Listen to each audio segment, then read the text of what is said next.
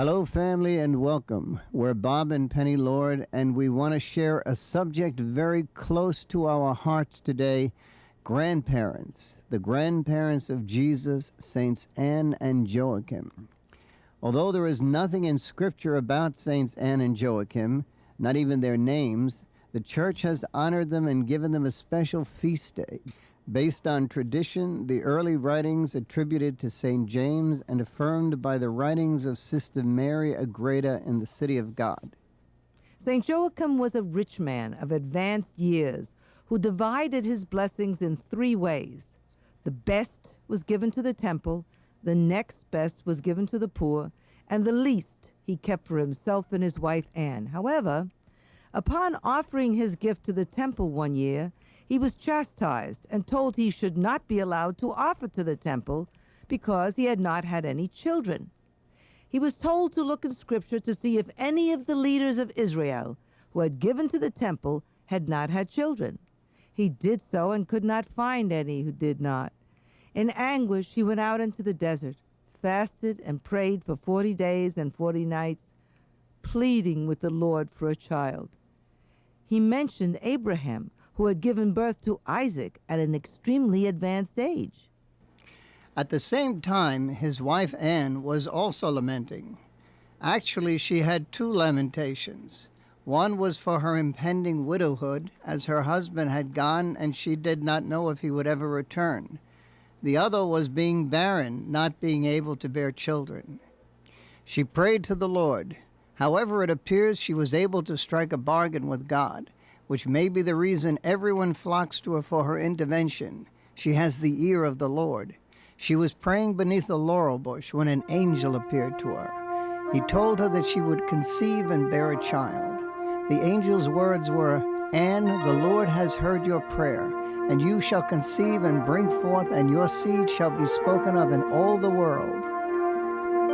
For her part, Anne committed her child to the Lord. She responded to the angel, "As the Lord my God lives, if I bear either male or female, I will bring it as a gift to the Lord my God, and it shall minister to him in holy things all the days of its life." At the same time, the angel appeared to Joachim out in the desert and told him that Anna had conceived and that he should get back to Nazareth immediately to be with her. He ran back to Nazareth, bringing with him 10 spotless lambs to offer to God and 12 tender calves for the priests. He met his wife at the gates of the city. She threw her arms around his neck and praised the Lord, for he had spared her from being a widow and childless. Anne conceived and bore a beautiful girl child, whom she named Mary. In keeping with the commitment she had made to the Lord, Joachim and Anne consecrated the child to the temple when she was 3 years old. That child was to become Mary, the Mother of God. St. Anne and St. Joachim were to become the grandparents of the Messiah. Although there is not much more told, nevertheless they were the instruments God used to bring the spotless vessel who would be the Mother of God, who would bring peace, hope, and joy to the world. Tradition hints that St. Anne took part in the betrothal of Joseph and Mary. It was in the house of Anne, the house which today is the Holy House of Loreto, that Mary received the announcement from the angel Gabriel that she would be the Mother of God. When the angel Gabriel appeared to Mary, she was praying. Anne had kept her word to the Lord. She never forgot the promise she had made. She had consecrated this child to the temple because of his generous, miraculous gift to her. She had filled this child of her golden age with the traditions and hopes of her people, the coming of the Messiah. So although it was Mary who said yes to the angel, it was her mother Anne's teaching and grooming which prepared Mary to receive this messenger from God and say yes.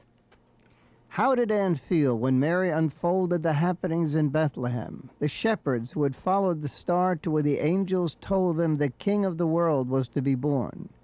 What were Anne's thoughts as Mary excitedly told her of the Magi and their reverence? And what were Anne's misgivings when she saw myrrh, the ointment of death, as one of the gifts? Or was she enjoying the gift of being a grandparent too much and chose to shut all fear out of her heart, at least for this priceless moment.